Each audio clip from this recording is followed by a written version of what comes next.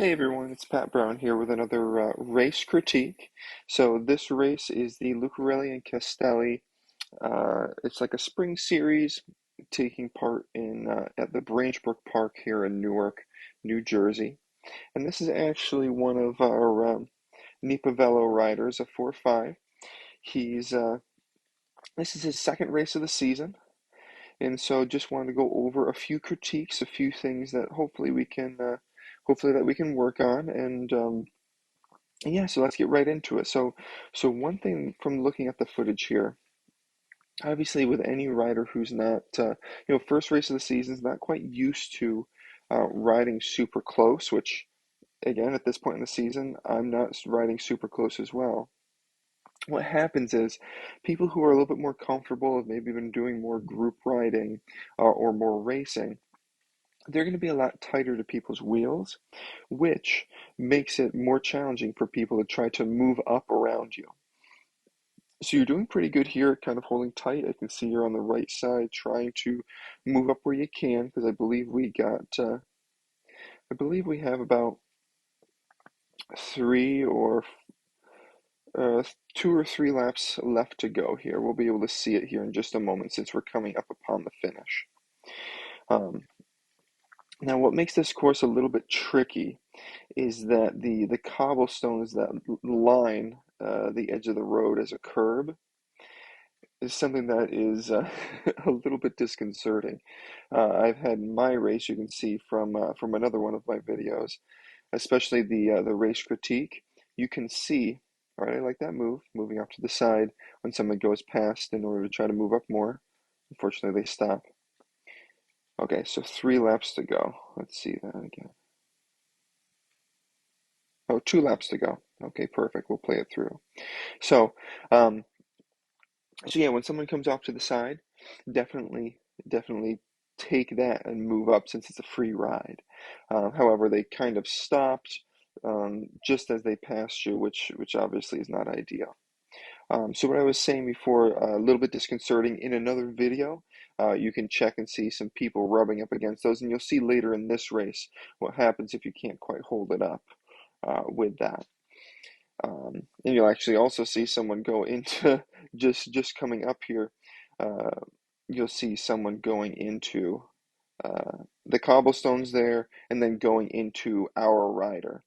So this will be a good example on how to keep things up.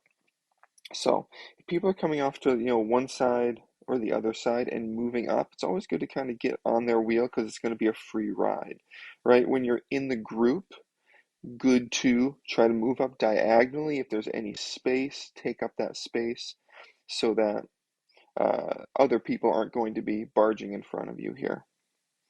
But you see, you're going at a good pace here, 28 miles an hour on the backstretch, and this is where things start to get a little bit hectic. There's a very slight wiggle in the back here, which a lot of people will run the tangent, so they'll try to cut through that wiggle as straight as possible. However, because of that, if you're not paying attention, that can cause some issues, which we're going to see here in just a moment. So if you look off to the right here, it's going to open just a few moments. We're going to kind of get a little bit of a pinching. So rider's going to come up from the left side, come across, see some gaps on the right side. Yep, so there's our rider right there on the left. So he sees a little gap on the right. However, we're going to start moving right and he's going to get pinched. All right, so let's break that down a little bit. So the rider here, mainly in the black with a little bit of yellow, he's carrying some good momentum. Good on him, right? Good on him. The issue is, so we're going to the left, a slight left turn, and then it goes to the right. So he's moving to the right, anticipating that there's some space. However, it gets closed down. Now you'll see he'll skid. So he sees the issue going to occur, and he grabs a handful of brakes. See, okay, so right there, he didn't go into the curb yet, but he grabbed a handful of brakes, which made him skid. So he's not slowing down as effectively as he should be. because he's skidding. The coefficient of friction is less when you're sliding across the surface rather than gripping to that surface.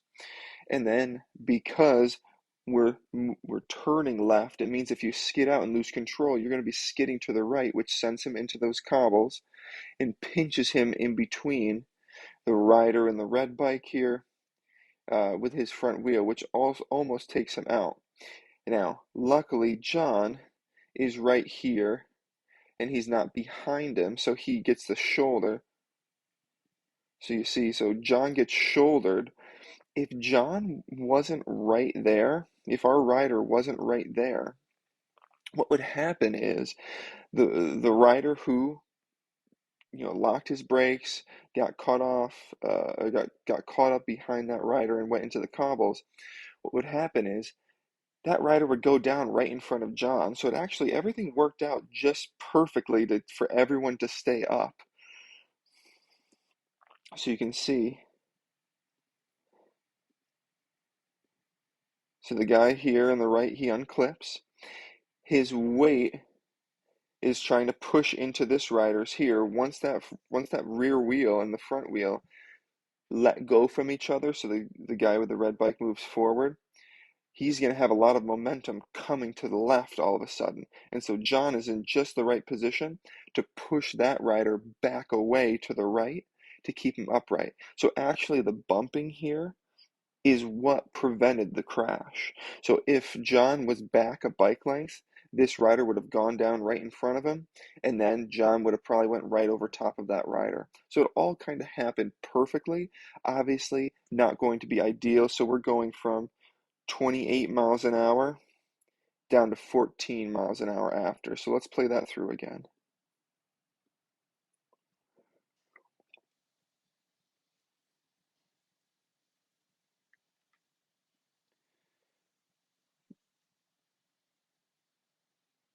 Yeah, down to 14. So all those riders ahead, they're going 28, and now we're going 14. We're going to have to spike up, work through some traffic.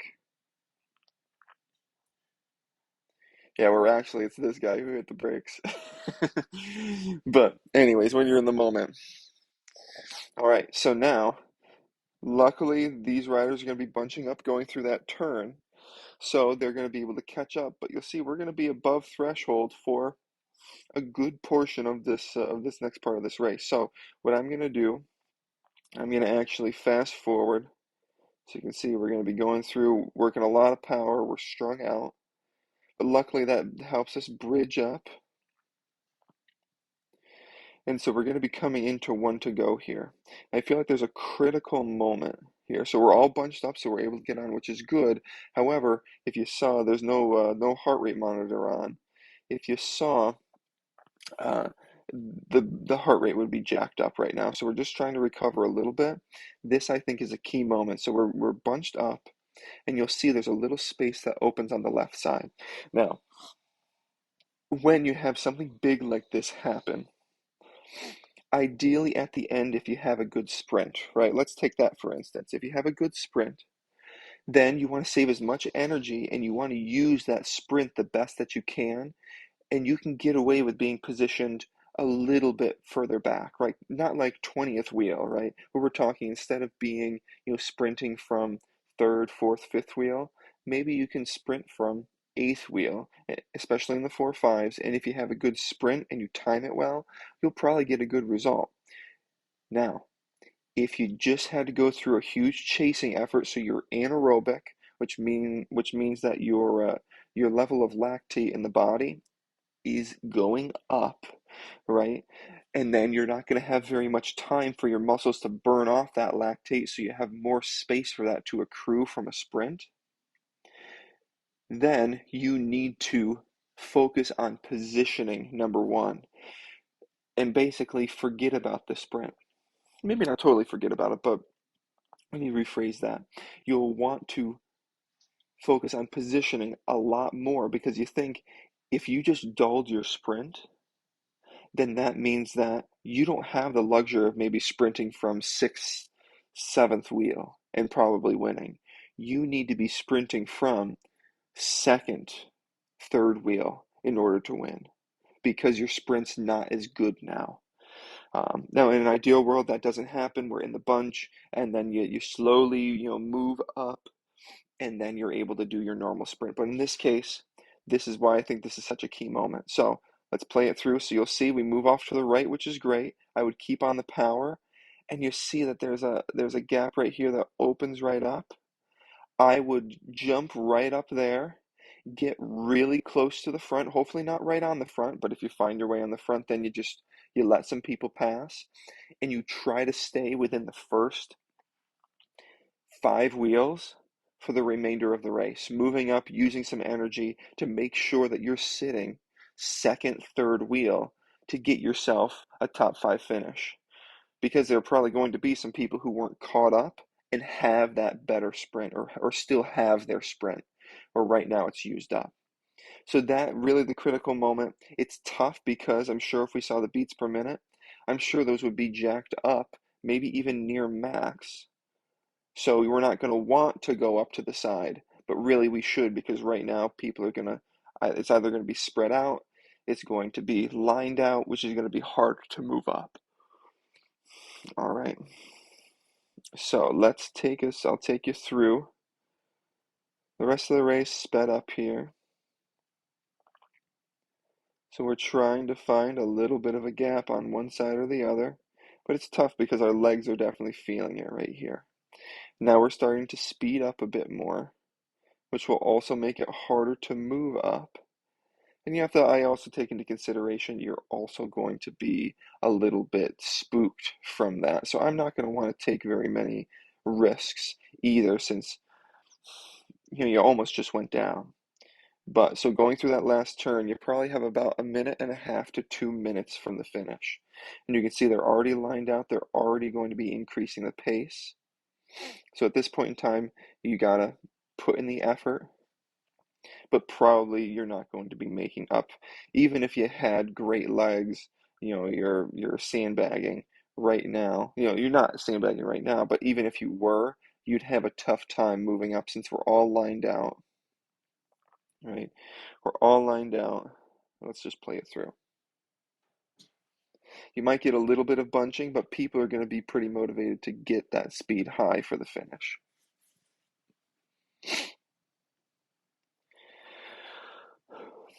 And then again, I wouldn't recommend doing any sort of sprinting to get 30th place or 20th place, right? If you want to get it in the saddle, there's some openings, some wide openings, and you feel like you can make up a few positions.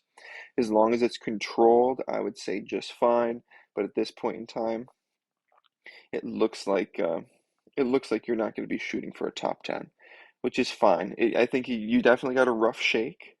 Um, so take that as it is. If that didn't happen, then I think that you'd feel a lot better.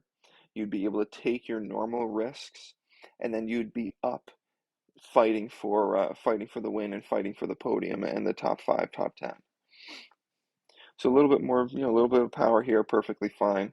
Basically, you just don't want to cause crashes in the finish, because some people are going to be looking cross-eyed, doing everything they can.